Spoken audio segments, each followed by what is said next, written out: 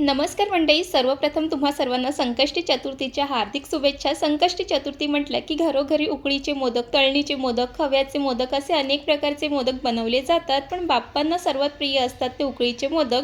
मोदकाचा सुगंध, गुळ, नारळाचे गोड सारण आणि मऊ उकळ यामुळे सणाची मज्जा काही वेगळीच असते. आज मी माझ्या पद्धतीने एकदम सोपे, मऊ आणि सुंदर उकडीचे मोदक बनवणार आहे. ही रेसिपी पाहून जे पहिल्यांदा मोदक बनवणार असेल ना, त्यांना सुद्धा अगदी सहज जमेल.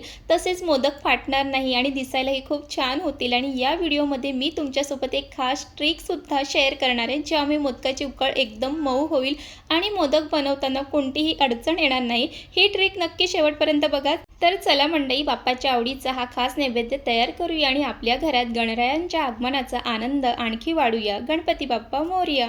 सर्वात आधी इथे सारणाची तयारी करून घेणार आहोत. सर्वप्रथम तर इथे मी नारळ फोडून घेतलेले आहे आणि त्यानंतर हे नारळची जे काळपट भाग आहे ते मी नेहमी काढून घेते, कारण त्यामुळे जे सारण असतं पांढरं शुभ्र मिळतं, म्हणून ते नक्कीच काढून घ्यायचं आहे. आणि ते काढताना काही जास्त वेळ लागत नाही, ते पटापट काढलं जातं. तर इथे मी एक नारळ वापरलेला आहे. तुम्हाला जितके जास्त मोदक बनवायचं असेल त्याप्रमाणे नारळाचा वापर करायचं आहे. तर इथे तुम्ही पाहू शकतात की हे किती सहजपणे हे काळपट भाग आहे ते निघून जात आहे. तर चला, इथे मी अशाच पद्धतीने सगळं नारळाच्या वरचं जे काळपट भाग आहे ते काढून घेतलेलं आहे. आणि हे जे नारळ आहे ना, मी डायरेक्ट मिक्सरलाच लावणार आहे. झटपट बनवायचं असेल ना की मिक्सरला लावून घ्यायचं. जर तुम्हाला खिसून घ्यायचं असेल तर तुम्ही खिसणीने खिसूनसुद्धा घेऊ शकतात. तर जर तुम्ही मिक्सरला लावणार असेल ना, तर ते नारळाचे आहेत ते छोटे काप करून घ्यायचे आहेत, म्हणजे मिक्सरला ते सहज फिरवलं जातं. आणि इथे मी मिक्सरच्या भांड्यामध्ये थोडंसं नारळ टाकलेलं आहे. एकदाच सगळं टाकायचं नाही, थोडं थोडं टाकलं की ते छान असं मिक्सरला फिरून होतं.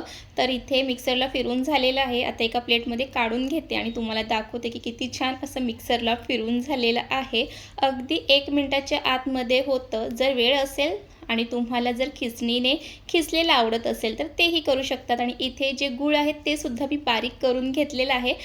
त्यानंतर इथे सारण बनवण्याआधी इथे मी उकळ काढून घेणार आहे. तर इथे पाणी घातलेलं आहे, त्यात थोडंसं दूधसुद्धा घातलेलं आहे, मीठ आणि थोडीशी साखरसुद्धा घालायची आहे आणि थोडंसं तूप घालायचं. हे सगळं छान मिक्स करून घ्यायचं आहे. आणि त्यानंतर इथे मी 1.5 वाटी इतकं तांदळाचं पीठ घालणार आहे आणि त्यानंतर हे छान असं मिक्स करून घ्यायचं आहे. आपण नेहमी उकळ काढताना फक्त पाणी आणि त्यामध्ये थोडंसं मीठ घालून उकळ काढतो, पण एकदा तुम्ही त्यामध्ये दूध, साखर आणि तूप घालून बघा. ते उकळ आहे ते मऊ आणि खूप छान असं बनून तयार होते. म्हणून ही ट्रिकसुद्धा तुम्हाला वापरायची आहे. त्यानंतर पीठ व्यवस्थित मिक्स करून झाल्यानंतर ते एका बाजूला 5-7 मिनिटांसाठी झाकून ठेवायचं आहे. तिथपर्यंत इथे सारणाची तयारी करून घेणार आहोत.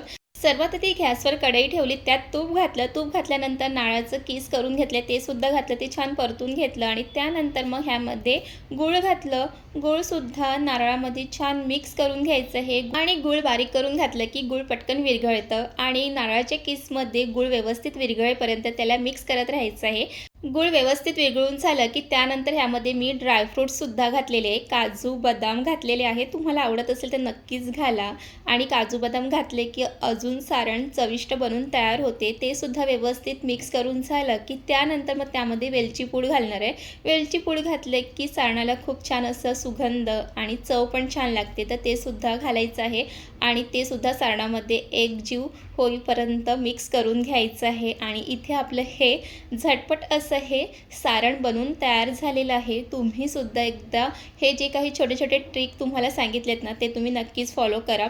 तर आता हे जे सारण आहे ते थंड करायला एका बाजूला ठेवून द्यायचे. आणि सारण थंड होईपर्यंत तिथपर्यंत उकडीच्या मोदकासाठी जे पीठ लागणार आहे ते सुद्धा आता आपण छान मळून घेणार आहोत. आणि हे उकडीचे मोदकसाठी जे पीठ असतं ना, ते पूर्ण थंड झाल्यानंतर पीठ मळायला घ्यायचं नाही, तर ते थोडंसं गरम असतानाच पीठ मळायला घ्यायचं, म्हणजे पीठ छान मळलंही जातं आणि मऊसर असं हे पीठ मळायचं आहे.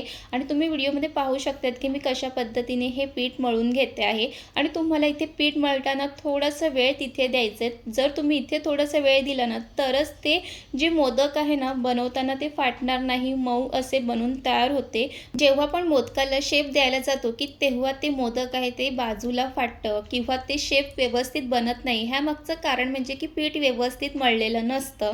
तर इथे तुम्ही पाहू शकतात की मी पीठ मळताना त्यामध्ये थोडंसं तूपसुद्धा घातलेलं आहे. तर तूपसुद्धा घालून तुम्हाला हे पीठ आहे ते व्यवस्थित मळून घ्यायचं आहे आणि हे पीठ कसं असलं पाहिजे मळल्यानंतर ते तुम्हाला दाखवते. तर तुम्ही इथे पाहू शकतात की हे जे पीठ आहे ना अशा पद्धतीने इतकं मऊ झालेलं पाहिजे आणि हे जे पीठ आहेत ना मी 15 मिनटं मळून घेतलेलं आहे. तेव्हा जाऊन हे इतकं मऊ असं पीठ बनून तयार होते.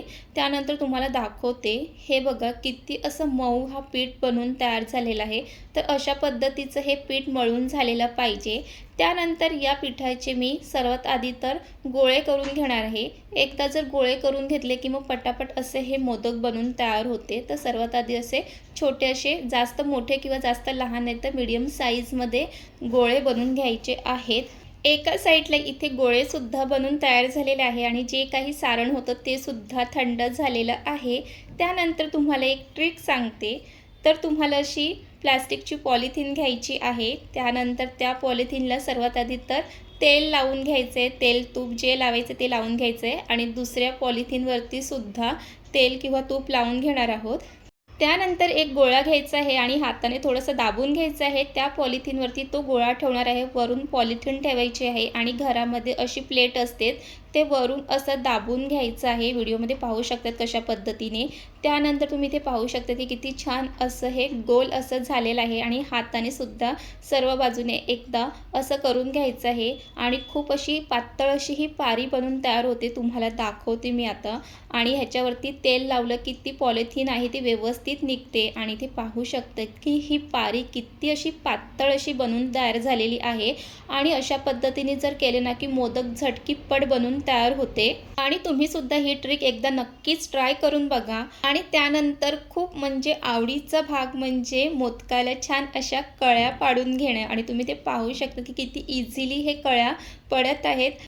आणि कुठेही हे कळ्या पाडत असताना पीठ फाटलेलं नाही आहे. आणि त्यानंतर त्यामध्ये भरपूर असं सारण भरायचं आहे आणि तुम्ही व्हिडिओमध्ये पहा की मी कशा पद्धतीने त्याला शेप देत आहे. तर हे अशा पद्धतीने मोदकाला छान असं शेप द्यायचं आहे आणि इथे आपला मस्त असा हा मोदक बनून तयार झालेला आहे. वरचं भाग असं जास्त जाडसर ठेवायचं नाही, असं मस्त पातळ असं ठेवायचं आणि इथे आपल्या झटपट असं हे मोदक बनून तयार झालेलं आहे. तर मी अशाच पद्धतीने झटपट इतके मोदक बनवून घेतलेले आहे आणि एका साईडला गरम पाणीसुद्धा करायला ठेवलं होतं आणि इथे पाणीसुद्धा गरम झालेलं आहे. आणि इथे मोदकाच्या भांड्यावरती मी सुरुवातीलाच थोडंसं तेल लावून घेतलेलं आहे आणि आता एक एक करून सर्व मोदक आहे ते त्यावरती ठेवून घेणार आहे. आणि तुम्हाला मोदकाचे वेगवेगळे प्रकार खायला आवडत असेल ना तर आपल्या चॅनलवरती आंब्याचे मोदकची रेसिपीसुद्धा आहे, तीसुद्धा तुम्ही नक्कीच बघा. आणि तुम्ही आपल्या चॅनलवरती नवीन असाल किंवा तुम्ही अजूनपर्यंत सबस्क्राईब केलं नसेल तर सबस्क्राईब करा आणि व्हिडिओ आवडत असतील तर लाईक करत चला, कमेंट करा आणि शेअर करायला विसरू नका. तर इथे सर्व मोदक आहे ते व्यवस्थित ठेवून घेतलेलं आहे. आणि अजून एक महत्त्वाची टिप्स की कधीही मोदक ठेवल्यानंतर वरून थोडंसं पाणीसुद्धा शिंपडायचं आहे. म्हणजे मोदक थोडेसे कोरडे पडले असेल की त्याला ओलसरपणा मिळतं. आणि त्यानंतर हे मोदक आहे ते 15 मिनटासाठी छान असे स्टीम करायला ठेवायचं आहे. आणि 15 मिनटानंतर इथे उघडून बघूया तर वा, काय सुंदर असे हे मोदक बनून तयार झालेले आहेत. आणि तुम्ही ते पाहू शकतात की बऱ्याच वेळेला ना जेव्हा मोदक स्टीम करून घेतो की तेव्हा ते मोदक आहेत तसे जे सारण आहे ते बाहेर आलेलं असतं किंवा फाटलेलं असतं. तर इथे तुम्ही पाहू शकतात की एकही मोदकाला कुठेही सारण आहे ते बाहेर आलेलं नाही आहे आणि ते व्यवस्थित असं स्टीम करून झालेलं आहे. तर इथे आपले मस्त उकळीचे मोदक हे बनवून तयार झालेले आहे. आणि हे मोदक बनवताना मी जे काही टिप्स सांगितले आहेत ते तुम्ही एकदा नक्कीच फॉलो करून बघा. आणि तुम्हाला उकळीची मोदकची रेसिपी कशी वाटली हे नक्की कमेंट करून सांगा. हे मोदक आता बाप्पांना नैवेद्य म्हणून अर्पण करूया. बाप्पांचा आशीर्वाद आपल्या सगळ्यांवरती कायम राहो. व्हिडिओ आवडला असेल तर लाईक, शेअर आणि चॅनलला सबस्क्राईब करायला विसरू नका. पुन्हा भेटूया अशाच एका नवीन रेसिपीसोबत. तोपर्यंत गणपती बाप्पा मोरया, मंगलमूर्ती मोरया. Bye bye.